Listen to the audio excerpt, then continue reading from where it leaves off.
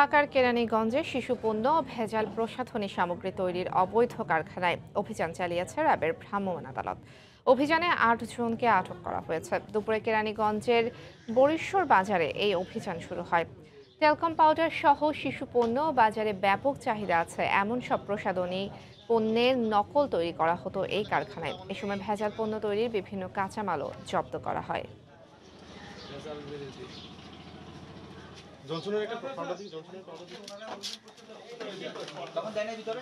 দাও নাই কালার দিছি। কি বলছি আমি তোমার আমরা কেরানীগঞ্জের এই বরিশাল এলাকায় সকাল থেকে অভিযান পরিচালনা করা হচ্ছে। তো এখানে আসলে আমরা বিভিন্ন ধরনের নকল কসমেটিক, বিশেষ করে যেগুলো মেডিসিনাল ইউজ রয়েছে, আপনার বাচ্চাদের আপনার হচ্ছে জনসন যে পাউডার থেকে শুরু করে বেডমেড ক্রিম থেকে শুরু করে অন্যান্য কসমেটিক্স আইটেমগুলো থেকে নকল করা হচ্ছে।